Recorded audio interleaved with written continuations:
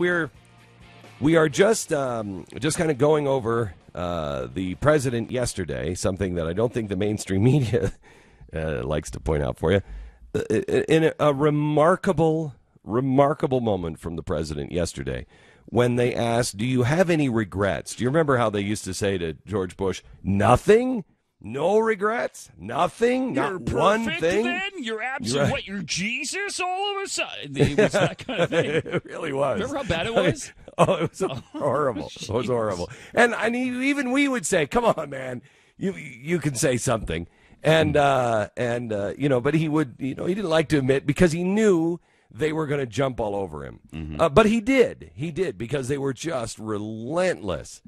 Here's the president yesterday when they asked, "Hey, do you have any regrets about pulling the troops out of Iraq?" Do you wish you had left a residual force in Iraq? Any regrets about that decision in 2011? Well, keep in mind, that wasn't a decision made by me. That was a decision made by the Iraqi government. I mean, it's staggering the fact that he has, on every issue, never taken responsibility.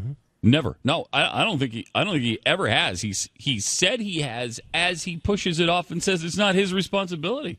I mean, here's what he said during the campaign. After taking office, I announced a new strategy that would end our combat mission in Iraq and remove all of our troops by the end of 2011. And here's what you were mentioning right before the break, Glenn, with him and Romney at one of the debates.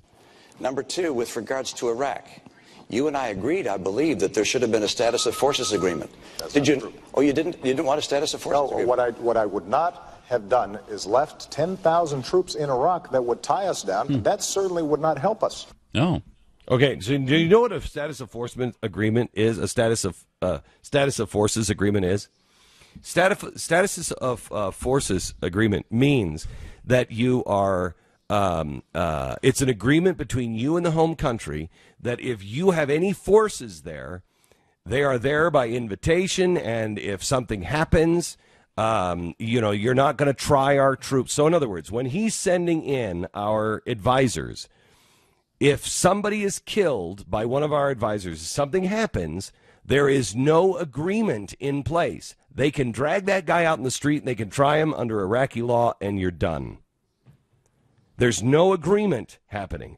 So what Romney is saying is, you pulled our troops out, but we agree that there should be a status of forces agreement. Listen to that again.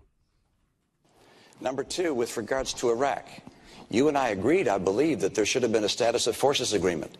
Did you? True. Oh, you didn't? You didn't want a status of forces agreement? No, what I would not have done is left 10,000 troops in Iraq that would tie us down. That certainly would not help us. So he calls it untrue, and then he changes the subject from status of forces to what I wouldn't do is leave 10,000 troops there. So, I don't even know if he knew what status of forces agreement even meant. I don't even think he may not have, because what he's saying here is no, I don't want to leave a bunch of people there. That's not the question, Mr. President. That's not the question. So you got him on two things. One, he's sending advisors over, and if they, this is my understanding, and please check on this, but it's my understanding from what I'm reading this morning, that we're sending these guys over. We don't have a status of forces agreement. If something goes wrong, those guys can end with their butts in jail.